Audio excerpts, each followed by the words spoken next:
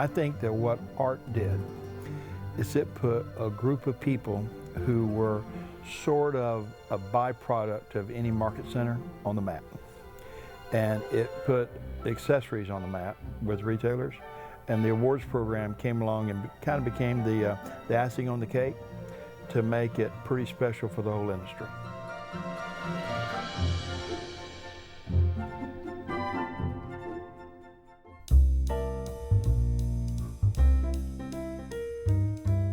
How we originally got together was that Ralph came up with an idea to do a marketing program because the accessories really weren't being exposed prior to people coming to market.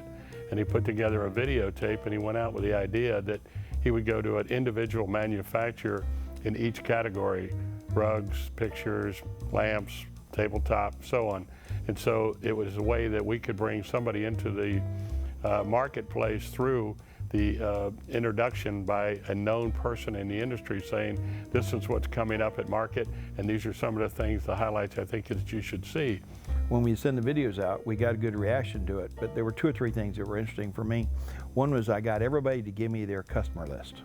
That was really hard to get because that was their guarded deal. So I got everyone's customer list and merged it together and got rid of all the duplications and came down to one list of prime people should be receiving this videotape. After a while, everybody in the group began to feel like they wanted to protect their position. And so art was kind of formed to say, let's form a group that we will only let people in this group be part of this advertising vehicle that we were using. And that's kind of how art started, I think, as I recall. Well, the humble beginnings were just a few people getting together and saying, what if we did this, or would this be a possibility, or could we get small entrepreneurial companies to work together? And it was a struggle at first because they were companies that were working independent of each other. They had never been in a situation where they worked cooperatively that I knew of. We were all just going down our separate paths, you know, and of course didn't want to share information with any of these people because they're your competitors, you see.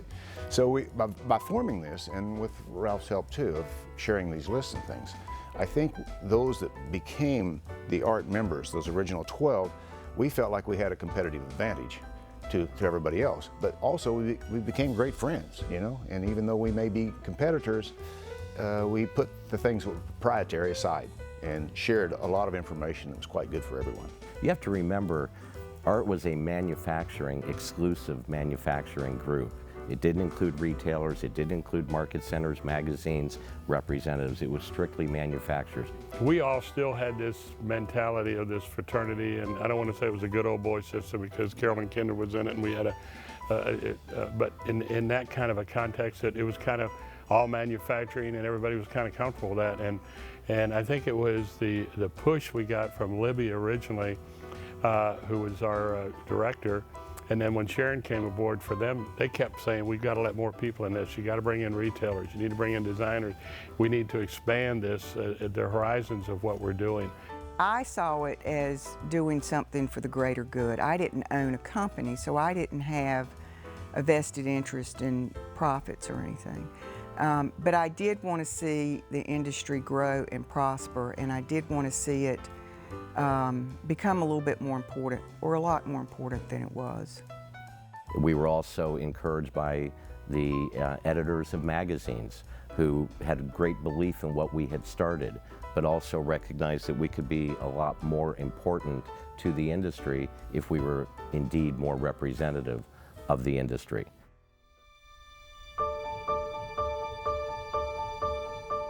The tabletop industry, the gift industry, had a really big awards program, and it was, you know, she. But nobody in the furniture industry had that, that I remember. And so when we talked about having an awards program, the idea was that it would be like an Oscars. It would be top shelf. It would be a dress-up evening with, you know, it would just be first class. The Dallas Market Center did an outstanding job. We kind of dumped it in their lap. They funded it and put on a phenomenal show. And I think the people that went, that's what all was being talked about the next day, the following days. And it gave us a lot of credibility because it was really something special, and the award was something special. I mean, it was became a coveted piece, and so I think it brought the attention that this was in the industry now, that accessories really meant something, and I believe that the Arts Award surpassed any other award program in the entire furniture industry. Within our organization, there was a great resistance to do it, because we're going to award somebody, some retailer. Who are we to say that they're the best, you see? We had to decide how we were going to pick the winners. Yeah, so we put together a committee outside of our organization, Known as Arts Award judges. right, and there were people in the industry, and we used them to pick the winners for the first award. I think they had a red carpet out, and I think they had the lights that went like that. And I walked up and just went, holy, I can't believe we're doing this. Because we were small companies. And so, so that was huge. And it was huge in legitimizing us. Today it's definitely a status symbol for a company, but I think it was so well received because it was an honor from your peers, but also your customers. It wasn't just the award, but it was the nomination for the award that really had impact and was meaningful, because that nomination came from your customer base, if you will. And like Harvey said earlier, it really became a very coveted award and remains so today.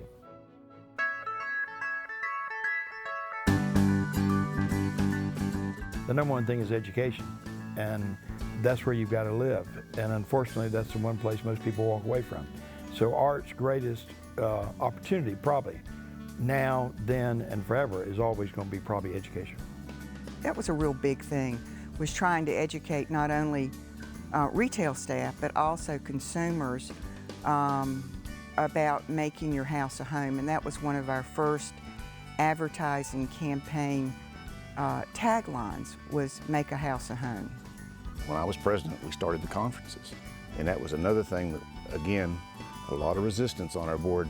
We cannot have a meeting when there's not a market. No one will show up. You know, it's just, this is outrageous. And we started focusing on Eric's idea about, you know, this is a great place to start our education program and refocus that deal. So we had our first conference, and thanks to Libbie Johnson, it all was a very success in Breckenridge. And we had 50, 60, I don't know, maybe 80 people there. There was a lot of people there, and a very diverse group. And we also invited retailers at that point. That was the first conference, and some retailers were invited, and there were some sales reps that were there. That was, to me, the highlight of it, because we had taken an idea that everybody said couldn't be done, and we had done it, and we had done it really, really well.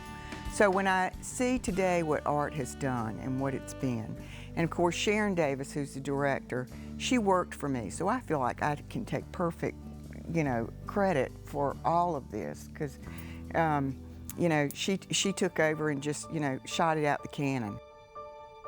It's wonderful. It's not 25 years later where we're saying, well, along this timeline we kind of peaked right there, and then this was a rough spot, and then our membership went down, which is what a lot of organizations are looking at now. But this organization is still strong. In wildest dreams, I probably never figured it would survive this long, and it wouldn't have without the intense support of the Dallas Market Center and the input from our director Sharon, and originally Libbie, and those type of people, so much involved in that and really drove it home. And here we are 25 years later, and it's still something very viable. So I feel proud of that fact. We were the core of how art started, but there was another 18 people, owners of company, that worked with us from the very beginning. And we talked a lot about how the awards is a big deal, and how, you know, when people and retailers and manufacturers go up and receive the award, and how meaningful it is. This Lifetime of Academy Achievement Award, wow, I feel old. And I also share this with not just the 4 of my colleagues sitting here, but with everyone who was involved with art in the beginning, and for everyone who's involved with art today. Ladies and gentlemen, the 2014 Academy of Achievement honorees. Gil Bailie, Eric Bauer, Ralph Chancey, Henry Goldman, and Harvey Hollingsworth.